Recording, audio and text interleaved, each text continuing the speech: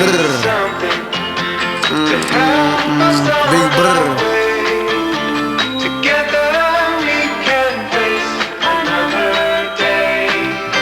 Everybody around me see red. Everybody around me got one in the head. Shotty pulled up, shooting, they fled. Shotty pulled up, shooting, they were trying to fake dead. Fucked up, let me touch a little bread. Get too mad and I pay for some blood to be shed. Fuck your gang, you heard what I said. Before you cross me, on the sleep on the bunk bed. Put the Drake up, I take the carbon instead. Too geeked up, I'm crossing all with the man. Free cup, he threw up on the lick, he was scared. He step on shit, be quiet, no said. Shoot first the motto, you know how we play. Them hollow too hungry, they ate up his leg. I was just dropping shit, look where it led. Now I'm in the hills, I can't spell where we stayed. I can't go out like I'm Tony, you can't sneak up on me. I got the whole world in my hands. Sad how we treat the opponents, I'm still undefeated when we talking body and bands. Next flight to Memphis, I slide when I land. You try to spin through, had to body your man. All of my bitches be too slime thin. When I sick them on you, they begging you in. Been with the coolin' kid on the fan. I knew I was gonna catch a body at 10. Thank you for tuning into the Darkest Hour. We're here today with Darius Jones of Xtra. Xtra, welcome through, man. Just getting started. This is our second month. Glad to be here. Thank you for having us. You know it, you know it.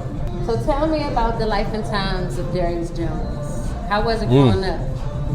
The life of Darius. Me, myself, I grew up, in Temple Hills, Oxon Hill area. Was always huge in sports. That's pretty much been my whole drive in life. That's how I got through school. That's how I got the grades to even play the sports and even graduate. So just my competitive spirit has always been a big thing in my life. And also just not having a lot of money around also was another drive to pretty much find a way to make it easier for my family, pretty much, and just be more independent. Since I was like 5, 6 years old, I never wanted to ask for $1. So I always wanted to find ways to make my own. I am the youngest of 5, even though I don't feel like the youngest. I never was treated like the youngest. I'm not a spoiled brat or anything like that. My family actually looks up to me more so than actually looking after me. So that's the kind of, dynamic that I have in my family. What were some things growing up, like as a youngin', that was like an eye opener for you in the area that you grew up in? What was big for me growing up was the urban brands that we grew up on. That's what I really envied, to be a part of or even to own pieces of these brands. From the Shooters to the Bonadaccis to the Madness to Visions. There's been so many brands that really took over the city for at least 10 plus years, and I noticed that they weren't able to adapt to the times, and I feel like that's what I wanted to bring to the city, is to be able to adapt to the fashion trends internationally and not just a DMV aspect. What was a dark time in your life, something that happened to you or that you experienced that kind of shook you up and made you realize that time isn't forever? Time is of the essence, basically. Things that really shook me up definitely includes jail time, being in situations where I shouldn't have been in, or just situations where I've actually been in a police brutality situation as well. So, I was facing up to 20 years on something that I did not do. They had no evidence of me doing. And as a result, I was literally, risking my life, to pretty much be free. So that made me realize that racism is real, being black is real, and pretty much, kind of just coming together and really putting our money together to develop my own things is really pretty much became my passion after that. I saw the separation of what we don't have and what they do have. When did you know that fashion was your calling? I really didn't realize it until later on in life. Growing up, I always made my own clothes. I used to go to Hillcrest Heights to this place called Mozingo's. And you could actually design your own, jean jackets, whatever you had be. So back when glitter and the paint was cool, I was getting my own specialized Spider-Man jackets, Superman jackets, getting my basketball numbers on my clothes. Just making my own brand within itself, just because that's all I had. And I didn't understand how special that was until I grew up and realized no one else does that. Only designers do that. So that's why I decided to really jump off the porch and be a designer.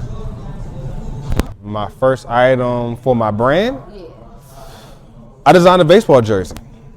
I'm Choctaw Indian and black. So basically, I made like 4 different colors, and basically just want to show who I am, where I came from, and that's for that to be my first piece to the world, so they can understand who I really am. Do you still have it? Yeah, I got all the flavors. we never restocked though. Once they sold out, they sold out. So it's exclusive at this point. So I know XOA formed in 2016, and there's 3 of you guys. Who are the other 2? So originally we did start with 3 individuals. Unfortunately, it didn't work out just based on lifestyle differences. So we decided to move on. So I bought them out of their equity within the company. But we're still cool. There's still no issues. We resolved them issues. We remain as brothers for sure. So far as the location, the Atlanta store opened October 10th. Sure. Silver Spring, November 21st, and Pentagon, December 19th. Correct. How was it choosing the locations and why? During last summer, unfortunately, our mentor passed away, Tommy Guns. He had 4 of the locations that I was in, XOA was in, and that pretty much gave us our start in DMV and just even our design start in general. It gave us a lot of opportunity, a lot of bandwidth to pretty much grow. So within that being said, went to Atlanta, acquired that location, and then also acquired the Pentagon City location because that was Tommy Guns' baby. And it meant so much to just keep that black-owned streetwear situation within the Pentagon City mall, because that's pretty much the area's go-to mall and destination. So definitely want to capitalize on that. And then downtown Silver Spring is just a historical landmark in general. So to have this type of landmark and be black-owned and have all these innovative designs and bring in other DMV entrepreneurs that really have the same type of spirit that I do within just the work and the effort to really make this your full-time everything.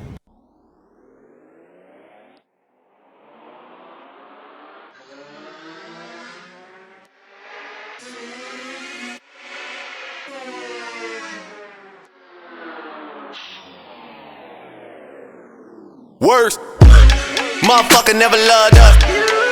Fucker never loved us. You ain't know now, you know now. Still at the scrub Jags with a toothbrush. Shit, niggas still playing my old shit. But your shit is like the police asking us questions. Nigga, we don't know shit. Flex. Nigga, I'm just flexing. Niggas never loved us. Do it look like we stressing. Look at you, and look at you. I'm glad that they chose us. Command and submission, try to fight to the finish just to see my finish. On my worst behavior, no. They used to never wanna hear us. Remember? Motherfucker never loved us. Remember? Motherfucker. Remember? Motherfucker never loved us. I'm on my worst behavior. Don't you ever get it fucked up. Motherfuckers never loved us. Man, motherfuckers never loved us. Worst behavior. Motherfuckers never loved us. Fucker never loved us. Worst behavior. Hold up, hold my phone. Motherfuckers never loved us. Fucker never loved us. Now you wanna roll one. Motherfucker never loved us. What would you say was the hardest thing about starting out? Starting out, pretty much the capital to really bring all the designs I wanted to life. In a sense, cut and sew is not cheap, but that's part of the reason why I wanted to get into the fashion game, because I didn't want to take the cheap route. So just really being disciplined, honestly, and cutting out a lot of things that I used to do. Going out, going to the club, going to even concert things that I love to do. Sometimes I just had to take a back burner to really kind of focus my attention and my money on what I wanted to do overall. So once I got that, and also collaborating with other like-minded people as well. Was there ever a time starting out that you wanted to quit or just give up? A few times, definitely. One time in particular, I started with 2 partners, and within the transition of pretty much being on my own, it was a tough reality to take because I'm used to being able to depend on two other individuals that, were pretty much hard workers like me, and can kind of see what I needed. So to not have somebody to depend on and only depend on yourself was a huge transition for me because I'm used to being, I'm an athlete, so I'm used to team sports, team-oriented type of activities. So yeah, it was a huge self-building opportunity for me to really reevaluate myself and see what my niche is in the fashion industry and what I really need to focus on. According to you, what qualities should a good business owner have to be successful? Qualities to be successful, I would say your work ethic has to be on 1,000, like every day. Like you can't let, any type of free time pretty much just go unanswered within just the work that you need to be done. Like if you on the train, you on the bus, you in the car, you waiting on somebody, picking them up, like anytime you have any type of downtime, you on the toilet, it don't matter. You should be doing something within marketing, strategizing, designing. There's so much you can do on the phone within a 5 to 10 minute period, even answering emails, sending emails to the artists, things of that sort. Like maximize every second of your day, basically. So how would you describe your personal style? Personally. So I had to pretty much get out of my own style just to be able to relate to others, and just within the trends and things going on right now. So personally, I don't really do too many patterns. This is the most probably color that you're gonna see me with, honestly. It's mostly trench jackets, jean jackets, of course jeans, cargos, things that are more neutral colored. I love gray. I put gray on and everything I wear. So yeah, just went more of a laid-back, casual streetwear style. It's more me. So what would you say is your creative process? How do you go about designing your catalogs? So when I really think about designing, I really combine a lot of concepts together to create one piece every time. So I'll usually create some type of vintage reference. I always want to go vintage because I never want to recreate the wheel. So I might as well just go with whatever was designed and just make it better, and make it more relatable and more current as well. So I look at the past and also I look at the future within what Asia is doing, what Europe is doing, because that's where the manufacturers are. So that's where the first designs come off the press. So you can really see what trends are coming within the years to come and pretty much get ahead of that, pretty much. I never want to catch a trend too late. I want to be the first one to pioneer it and be done with it by the time it's already pretty much, saturated. So from Mayor to Prey to West Pluto, how do you determine what brands you carry within the store? Within the brand type of evaluation, we definitely look towards cut and sew. So you got to have a manufacturer. You got to have innovative designs as well. I don't want to carry any brands that's copying off of others. There's a lot of copycats out here, and I just want all original content in the store. So within that, and also just humble people in general. People that's willing to grow, people that's willing to learn, people that don't think they know everything. Because I don't know everything yet. So it's like we all got to grow together, and I'm trying to build some type of family conglomerate of designers so that we can pretty much take this to state to state. This is just the first store, so this can't be a DTLR shoot city. Pretty much, that's the whole goal of this. How do you deal with negative feedback? So with constructive criticism, I hear it all. I don't apply it all, but I do hear it. Because everyone does have somewhat of a sense to their opinion. And I definitely don't want to, get to an arrogant level where I discount that and don't, be open-minded enough to hear anything out. You can learn from anybody. So the negativity, I don't really take it to heart. I just realize that, we're two different minds. Like I'm a creator, so you're not gonna understand everything that's going on in my head because I'm the one that's pioneering. I'm the one that's kind of starting this type of design or whatever that is, so or technique or whatever that is. So I can't expect everyone to understand me. So I'm good with that. this definitely is a stressful business. Within getting your manufacturing right, getting your money right, working with other artists, they got personalities. So, I make sure that I get at least 6 or 7 hours of sleep every night, regardless of how much work I got to do, what I've got to do, period. I know I can't operate off of steam. So, I want to start the day 100%. Other than that, just eating healthy as possible, drinking smoothies, relaxing my mind, going out, experiencing entertainment, live entertainment, things of that sort, and just really building with my homies for real, like just building business ideas, strategies, that's pretty much excites me these days. Like, how can we make more money? How can we make more impact in the community? That makes more sense to me than going out and getting drinks. That doesn't really impress me. So what is community to you, and what are some things that you're proud of that you've done in the community?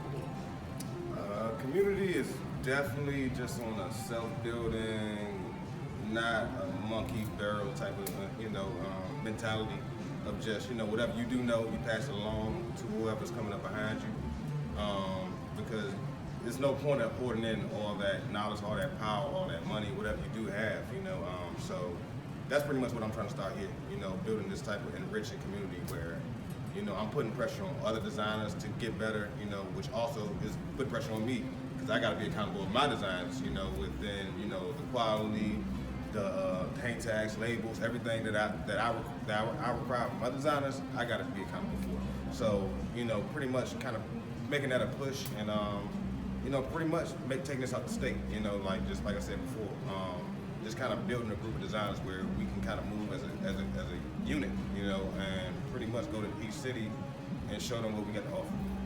As far as the artist showcase, we're having that. We started that in Atlanta actually, and we're actually connected to pretty much a record store, and it's like a soul type of feel for the record store. So we're pretty much doing all type of soul, R&B artists, because it's pretty much the vibe of the store, the vibe of the neighborhood where the store exists. So we're pretty much working on that to actually bring that up to Silver Spring as well. Maryland's pretty shut down right now, so we're probably going to develop that more so in the late spring, early summer phases, but we will be looking for more than just a soul R&B type of singer. We'll be looking for more of a, established, what can you offer to the store, what can you bring, because it should be a mutually, beneficial opportunity for both of us. So that would pretty much be the leverage, I was thinking. So of course men apparel. How do you determine female apparel, like the material and shape and everything? Well, growing up in a household with all women, I know that black women love stretchy material. Whatever it is, whether it's jeans, pants, jacket, whatever. So that's what I focus on mainly. It's just stretchability, high-waisted, crops, things of that sort. So in general, I know that women love men's styles, but they just don't have the men fit. So pretty much, I've just been duplicating my men's styles and making them for women. So with these jeans, I came out with for men probably back in September, and we probably sold at least 1,000 jeans. So I thought, women would probably love the same jean too, which they did. So yeah, came up with that, and then came up with a matching jean set as well with the straps on the sleeve. So, just a little bit of extraness, but subtle as well. That's pretty much the whole makeup of XOA. Same thing with black. What do you consider your best-selling item? So this is my favorite wall. It's where I put the most work into, most craftsmanship. So within the sales, it shows. The jeans have been going amazing, as well as the trench jackets. For example, we have this trench jacket right here I designed, which is reversible, and it actually matches the inside of the patch of the jeans as well. So pretty much just trying to have a matching, coordinated set without it being too matching. That's pretty much my style in general. I don't want anything to look too coordinated, like you got it all in one store. I want it to be mixed, matched together, but at the same time it flows. For the past year or so, I would definitely have to put Jags at the top of the list. I came out with a series back in 2019 with my first Jags. It's pretty much an imprint of a Jaguar on the frame. And this was the 1.0s. So then I came back the next summer and came out with the 2.0s, which is a much wider frame. And that kind of became more in style, wider frame. So I pretty much extended the frame size. Same imprint. But then I came back this year, 2021, with the 3.0s. And this has a fully extended Jaguar on the frame itself. A lot more detail. So these are coming up. I haven't released them online yet, but they are in store. They will be coming spring 2021 for sure online. But yeah, those have been doing extremely well. What would you say is something that rubs you the wrong way about the industry? Originally, I used to get rubbed the wrong way when pretty much certain brands get, certain amounts of success based on, the influencer that they end up hooking up with or linking with and things of that sort. But I had to realize that that's a part of the business. Like, you need that as to be a fashion icon. You need to be dressing other icons within entertainment in general. So I kind of just had to understand the learning curve of that. It's not, they're using that advantage, and I can use that too. Everybody can use that advantage. So if your design speaks for itself, then it will. So now you have an amazing community of support. Was it hard when you first started out getting people to fuck with what you was doing? It wasn't hard, but it wasn't just a walk in the park either, to really kind of catch people up on what I was trying to do. Because it kind of came out of nowhere. It wasn't really expected per se.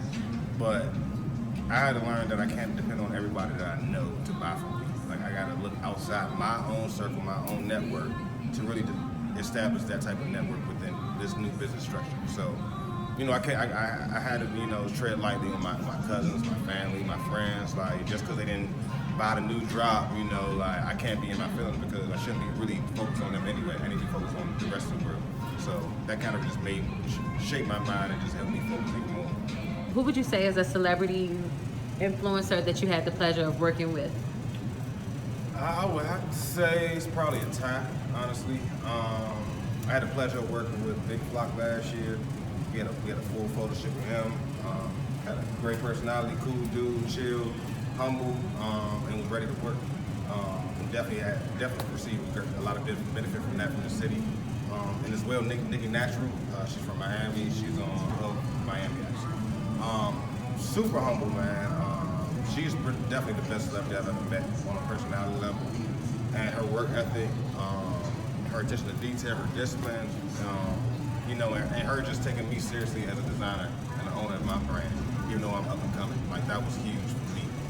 So yeah, I gotta give thanks to her for sure. How important is it to you as far as picking the fabric?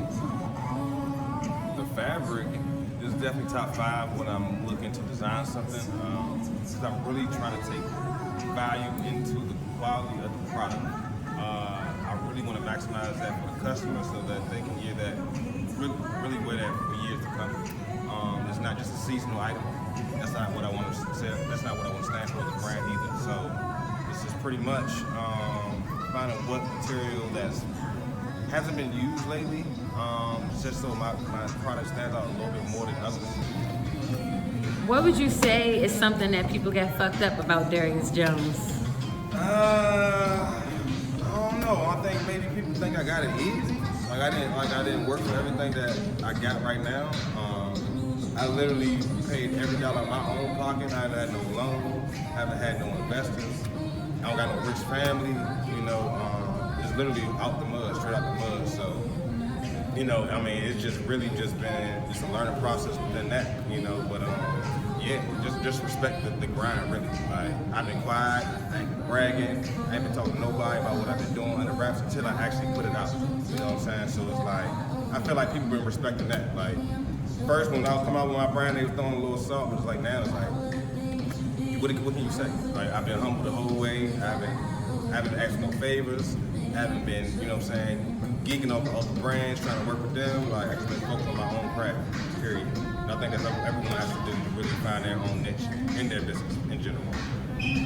So I do a segment called Shannon Light where I ask random questions to see what type of person you are and just to see where your head is. Okay. So my first question is, times are changing. Do you ever think that XOA will design a skirt for a man? So, to answer that, I do go by being a genderless brand. So, I will make skirts in general. So, whatever you know what I'm saying? Choose to put it on. Yeah, it meets your taste, and that's what you get. But I definitely want to separate the women's wear and the men's wear because, to each his own at this point. I just want to make designs that's great, feminine-wise and masculinity-wise as well. So, just having that blend. If you could design a home essential line, like kitchenware or pillows, what would it be? And where would you sell it and what would it be? If I could make something for the house, it would definitely be furniture. I'm big on furniture, so like a matching couch set, chair set with a camouflage, nice print, that might look good in the studio or, in a retail space or something like that, but I would definitely love to make something for corporate or commercial aesthetics.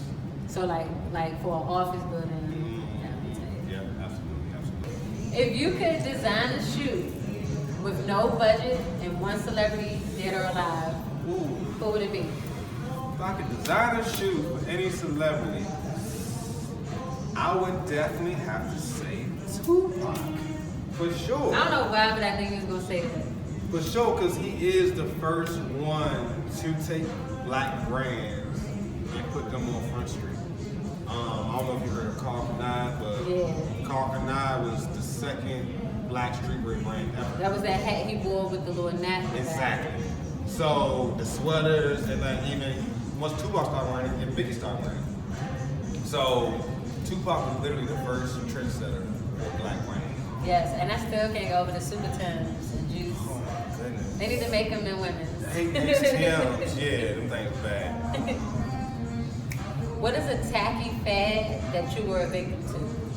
Like rubber bands on the pants, or like remember them Chinese folded hats that 3 6 Mafia used to wear? Show. What was a fad? Couple of them. So I definitely used to roll my sleeves. So yeah, the thing back in the day was to wear 2 different t-shirts and then roll your sleeves up so that if you got a gray t-shirt on, you got one underneath, then you roll your sleeves up, now you got white cuffs on your sleeves. I used to do that, and then also tuck my pants and my socks in middle school. They just started to do that again. Yeah, they out of nowhere, but that was style 15. Remember people slit the side of their jeans? Yeah. Flip it? Yep. I didn't do that one because they used to I never drag the liked floor. that. I never did that or tie my laces around my ankles. Nah, that was dumb to me. I ain't like that. That's stupid. That's not smart. Do you think that humans invented time or they discovered it? Humans definitely did not invent time. Well, I guess it depends, right? Because time is relative depending on the day, right? So to actually calculate days, you need some type of time. Exactly. And I think God definitely provided this scope where He allowed humans to learn how to manipulate time, how to use it, how to gauge it, how to measure it. Yeah, so I think God definitely left some breadcrumbs out there. It turns So you think we discovered it? I think we discovered it out of habit because it's night every day, it's morning every day. So He was like, damn, that thing back in the sky getting this there's got to be some type of correlation with that, So. What is freedom to you, and do you think it exists? Freedom definitely exists. There's definitely a few types of freedom within financial freedom, physical freedom, freedom from jail. So I think, it depends on where you're at in life because, you could not have freedom just based on, some mistakes or even just, a miscalculation from the police that, you could be served essentially based on some bullshit. You know what I'm saying? So, but I definitely think that being totally free is definitely being able to financially support yourself and others around you so that you can take advantage of every opportunity and provide So you gotta be free to really give them knowledge, gain, you know what I'm saying, succession, progression, stuff like that. What's something that you would do different if you knew that people wouldn't judge? What would I do different?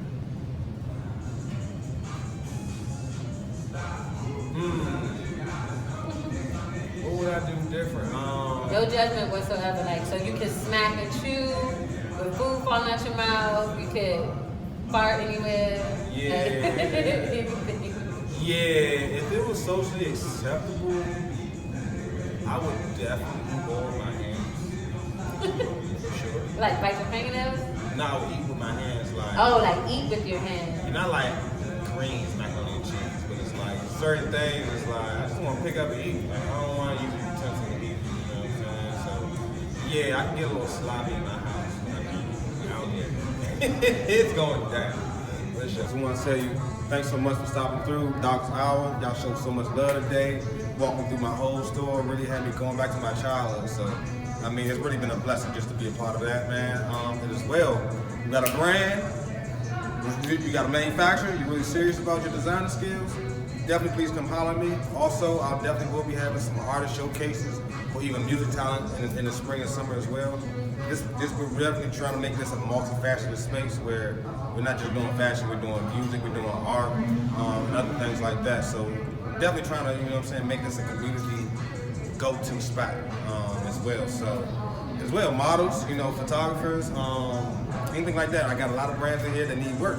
So, you know, you can find a lot of opportunities just by coming to the store, just spitting your game. Xtra, where everything's extra with our prices. Thank you again, Dr. Al, for stopping through. Come back, come holler at me, I got something for you.